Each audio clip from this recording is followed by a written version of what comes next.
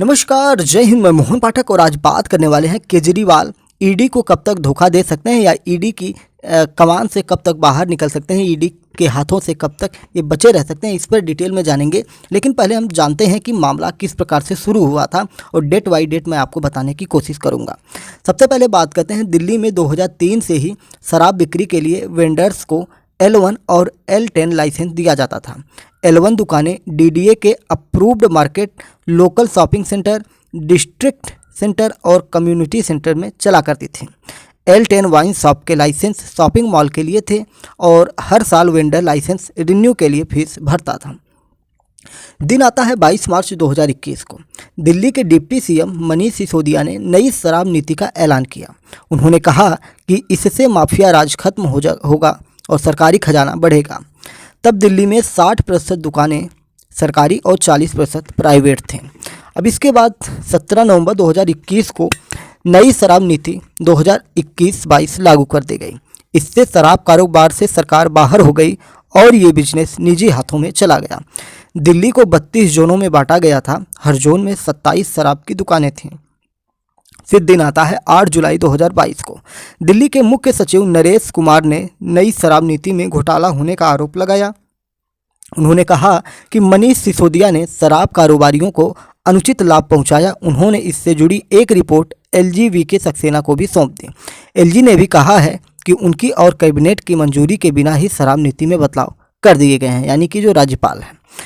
LG Saxena ने मुख्य सचिव की रिपोर्ट के आधार पर CBI जांच की मांग कर दी थी। फिर 17 अगस्त 2022 आता है।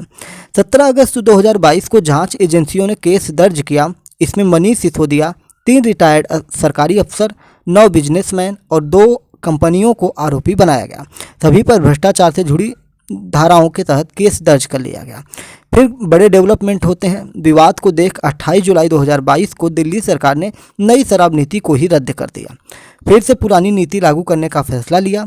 22 अगस्त को प्रवर्तन निदेशालय, जिसे ईडी के नाम से जानते हैं, CBI से मामले की जानकारी लेकर मनी लॉन्ड्रिंग का केस दर्ज कर लिया।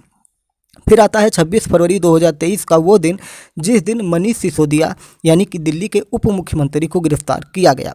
4 अक्टूबर 2003 को संजय सिंह को भी गिरफ्तार कर लिया जाता है और अब 2 नवंबर 2023 को CM अरविंद केजरीवाल को पूछताछ के लिए बुलाया गया है। लेकिन अरविंद केजरीवाल ने झांसा दे दिया है। किस प्रकार से, आइए जानते हैं। 2 नवंबर की सुबह दिल्ली की सड़कों पर गहमागहमी थी। पर्यावरण प्रदूषण अपनी पीक पर था और 3 नवंबर 4 नवंबर को दिल्ली के प्राइमरी स्कूलों में छुट्टियों का ऐलान किया जा रहा है। राजघाट पर पुलिस बढ़ाई गई थी और उम्मीद ये थी कि पूछताछ के लिए ईडी ऑफिस जाने से पहले अरविंद केजरीवाल क्या पता गांधी जी को प्रणाम करते हुए चले जाएं। हालांकि केजरीवाल ईडी के समन पर भी पेश नहीं हुए। उल्टा उन्होंने एक चिट्ठी लिखी और इस कार्यवाही को राजनीति से प्रेरित बता दिया।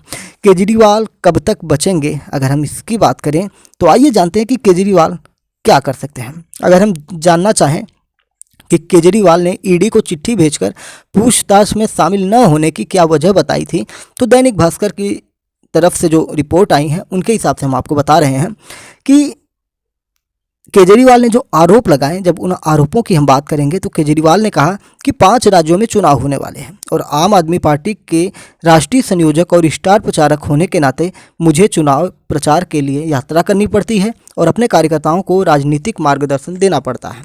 लेकिन दिल्ली के मुख्यमंत्री के तौर पर मेरे पास शासन और आधिकारिक प्रतिबद्धताएँ हैं जिसके लिए मेरी उपस्थिति जरूरी होती है और इस समय दिवाली आने वाली है, तो ऐसे में मेरे समन को जो है इसको रिकॉल करें। तो समन में ये साफ नहीं किया गया है कि मुझे क्यों बुलाया गया है या मुझे क्यों बुलाया जा रहा है। केस में मुझे गवाह के तौर पर बुलाया जा रहा है या किसी संदिग्ध के तौर पर या दिल्ली के मुख्यमंत्री के तौर पर या आम आदमी पार्टी के राष्ट्रीय प्रेसिडेंट के तौर पर, और इसकी जानकारी इसमें दी नहीं गई है। तो भैया पहले इसको क्लियर करिए, ऐसा अरविंद केजरीवाल ने कहा। और 30 अक्टूबर के बीजेपी नेताओं के जो बयान आ रहे थे उन चीज़ों को लेकर अरविंद केजरीवाल ने ये सारी बातें कही। उन्होंने कहा कि जो बीजेपी नेताओं ने बयान दिया उसी के आधार पर मेरे ऊपर वारंट भेजकर गिरफ्तारी करने की बात की जा रही है और उसी शाम मुझे समन भेजा गया। इससे इस बात की संभावना बढ़ जाती है कि मुझे समन भेजने की खबर बीजेपी नेताओं को लीक की गई थी, यानी कि बीजेपी नेता जो हैं ईडी के पीछे खड़े हुए हैं। फिर उसके बाद बात करते हैं कि कब तक केजरीवाल के पास विकल्प मौजूद हैं ईडी से बचने के। समन भेजने के बाद भी अरविंद केजरीवाल ईडी के पास नहीं गए और ईडी के सामने ही प्रश्न चिन्ह खड़ा कर दिए। अब विकल्पों की अगर हम बात करें तो अरविंद केजरीवाल को एक बार फिर से पेश होने के लिए नया समन भेजेगी ईडी। एक नियम होता है, कोई भी व्यक्ति ईडी को समन को सिर्फ 3 बार इग्नोर कर सकता है। अरविंद केजरीवाल आगे भी 2 बार समन के बावजूद पेश नहीं होते हैं तो ईडी उनके खिलाफ गैर जमानती वारंट यानी नॉन बेलेबल वारंट जारी करवा सकती है और यह वारंट कोर्ट के आर्डर से पास होगा। ऐसे में केजरीवाल को तय समय और डेट पर हर हाल में पेश होना होगा। ईडी के बारे में मैंने कल बताया था कि ईडी एक स्वतंत्र संस्था होती है जो किसी की भी गिरफ्तारी कर सकती है, किसी के घर पे छापे मार सकती है, बस उसके पास पुख्ता सबूत होने चाहिए। अगर गैर जमानती वारंट के बावजूद केजरीवाल खुद जांच एजेंसी के सामने पेश नहीं होते हैं तो ईडी उन्हें गिरफ्तार कर सकती है। गिरफ्तारी के बाद उन्हें कोर्ट के सामने पेश किया जा सकता है। बात करते हैं केजरीवाल के पास आगे क्या क्या रास्ते खुले हुए हैं। तो मुख्यमंत्री केजरीवाल ईडी के भेजे गए समन के खिलाफ कोर्ट में अपील कर सकते हैं। कोर्ट में वह समन की कानूनी वैधता को चैलेंज कर सकते हैं, उसे रद्द करने की मांग कर सकते हैं। कोर्ट केजरीवाल की अपील पर दिल्ली शराब घोटाला केस में उन्हें अग्रिम जमानत भी दे सकती है अगर वो कोर्ट जाएं। अरविंद केजरीवाल ईडी की तरफ से दोबारा भेजे गए समन पर पेश होकर जांच में मदद कर सकते हैं। अगर ऐसा होता है तो उनके खिलाफ एजेंसी को गैर जमानती वारंट जारी करने की ज़रूरत नहीं होगी अगर ये कोर्ट से जाते हैं तो। ईडी और केजरीवाल की इस रस्साकसी के राजनीतिक मायनों की अगर हम बात करें, क्या पॉलिटिकल फ़ायदा किसको हो रहा है, तो पॉलिटिकल जो एक्सपर्ट हैं उनकी अगर हम बातों को माने तो ईडी इस बात की व्याख्या नहीं करता है कि कोई व्यक्ति विटनेस है या सस्पेक्ट। इसी बात का फ़ायदा अरविंद केजरीवाल को मिल रहा है। केजरीवाल कानूनी सलाह पर ही ईडी के सामने पेश नहीं हो रहे होंगे। मनीष सिसोदिया की जमानत याचिका के सुप्रीम कोर्ट में रद्द होने से केंद्र सरकार का मनोबल बढ़ चुका है। उसे लग रहा है कि ये मजबूत केस है जिसे किसी भी अदालत में साबित कर सकते हैं और उसी में केजरीवाल की गिरफ्तारी के भी विकल्प सामने खड़े हैं। अगर केजरीवाल गिरफ्तार होते हैं तो इसका फ़ायदा तो मिलने वाला है। हालांकि राजनीतिक तौर पर देखें तो सरकार के लिए ये बेहद मुश्किल होगा। ऐसा इसलिए क्योंकि आम आदमी पार्टी सिर्फ एक राजनीतिक दल नहीं बल्कि जन संघर्ष और मूवमेंट से शुरू हुई पार्टी है।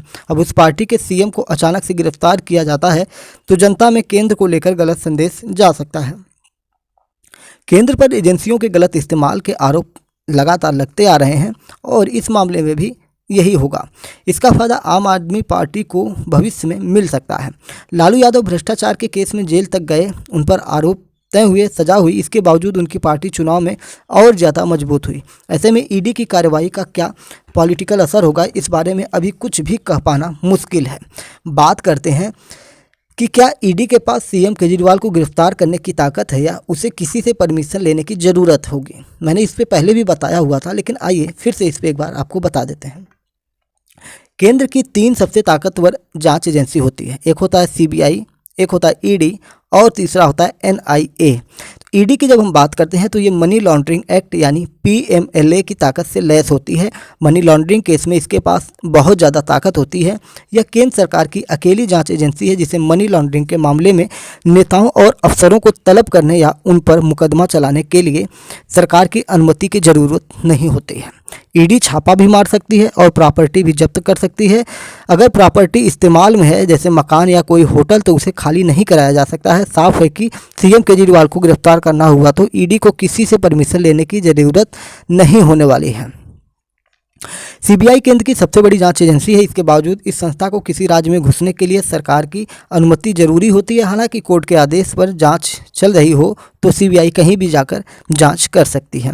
इसी तरह नेशनल इन्वेस्टिगेटिंग एजेंसी यानी एनआईए को बनाने की कानूनी ताकत एनआईए एक्ट 2008 से मिलती है। एनआईए पूरे देश में काम कर सकती है लेकिन उसका दायरा केवल आतंक से जुड़े मामलों तक सीमित होता है। बात करते हैं क्या पहले भी कोई आरोपी 3 बार से ज़्यादा ईडी के समन भेजे जाने के बावजूद पेश नहीं हुआ है। तो बात करते हैं 27 सितंबर को ईडी ने झारखंड के सीएम हेमंत सोरेन को पेश होने के लिए 5वीं बार समन भेजा था। इसके बावजूद वो पेश नहीं हुए। रांची में हुए एक ज़मीन घोटाले के मामले में पूछताछ के लिए ईडी सोरेन को समन भेज रही है। हालांकि सोरेन इसे गैर कानूनी बताकर पेश नहीं हो रहे हैं। तो यानी कि 5 बार इन्होंने टाल दिया है, अभी तक इनकी गिरफ्तारी नहीं की गई है। हेमंत सोरेन ईडी के समन के खिलाफ सुप्रीम कोर्ट पहुंच गए थे। सुप्रीम कोर्ट ने उन्हें हाई कोर्ट में अपील करने के लिए कहा था। इसके बाद सोरेन के वकील ने बार बार समन भेजने को गैर कानूनी और परेशान करने वाला बताकर हाई कोर्ट में अपील कर दी। उन्होंने कोर्ट में कहा कि जांच में सहायता करने के बावजूद केंद्र के इशारे पर ईडी उन्हें परेशान कर रही है और ये मामला अब कोर्ट में है और ईडी ने सोरेन को न तो अब तक गिरफ्तार किया और न ही उनके खिलाफ गैर जमानती वारंट जारी किए। यानी कि कोर्ट में जाने के बाद ये बच गए थे, तो अरविंद केजरीवाल ऐसा करके बचने की कोशिश कर सकते हैं। सुप्रीम कोर्ट ने गिरफ्तारी को लेकर क्या फैसला सुनाया था जो अरविंद केजरीवाल के लिए संजीवनी साबित हो सकती है, जब हम उसकी चर्चा करते हैं तो पिछले महीने 3 अक्टूबर को सुप्रीम कोर्ट ने मनी लॉन्ड्रिंग मामले में गुरुग्राम स्थित रियल्टी समूह M3M के निदेशक बसंत बंसल और पंकज बंसल की गिरफ्तारी को रद्द कर दिया था। साथ ही कोर्ट ने ईडी को फटकार लगाते हुए कहा कि जांच एजेंसी यह उम्मीद नहीं कर सकती हैं कि जिस आरोपी को समन जारी किया गया है वह अपने गुनाह को कबूल कर ले। ईडी यह उम्मीद नहीं कर सकती है कि पूछताछ के दौरान आरोपी अपना बयान उसके सामने दर्ज करा ही दे।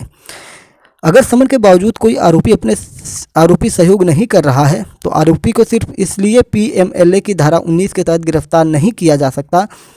आरोप से जुड़े कन्फर्म सबूत मिलने पर ही आरोपी को गिरफ्तार किया जा सकता है। सुप्रीम कोर्ट का यही वो फैसला है जो केजरीवाल या हेमंत सोरेन के लिए संजीवनी साबित हो सकता है।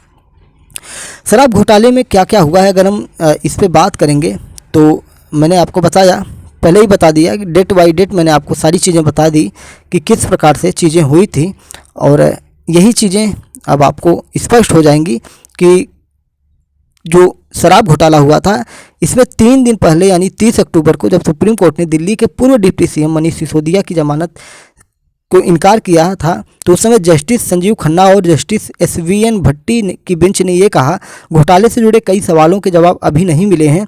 338 करोड़ रुपए का लेन देन हुआ है जिसमें सिसोदिया की भूमिका संदिग्ध दिखाई पड़ रही है। कोर्ट ने 47 पेज के अपने जजमेंट में जो संकेत दिए कि पहली नज़र में मनीष सिसोदिया के खिलाफ केस बन रहा है। कोर्ट के मुताबिक ऐसा लगता है कि शराब नीति में प्राइवेट प्लेयर्स को फ़ायदा पहुँचाने के लिहाज से बदलाव किए गए। सुप्रीम कोर्ट ईडी के उस आर्गूमेंट पर भी भरोसा करती दिख रही है कि शराब डिस्ट्रीब्यूटर्स का कमीशन 5% से बढ़ाकर 12% किया गया, जिससे उन्हें 338 करोड़ रुपए का मुनाफा हुआ था। और इन्हीं सारी चीज़ों को लेकर मनीष सिसोदिया की जो जमानत याचिका है रद्द कर दी गई है। उम्मीद है आपको चीज़ें समझ में आई होंगी। दैनिक भास्कर की रिपोर्ट थी जिसको हमने एक्सप्लेन करते हुए आपको चीज़ें बताई हैं। तो अब तक जो दिल्ली में हुआ है वो आपको पता चल गया। आप देख रहे हैं MPS Hindi news explainer YouTube channel, तो चैनल को सब्सक्राइब करके हमारे साथ जुड़ सकते हैं डेली करंट अफेयर्स और न्यूज़ एनालिसिस के लिए।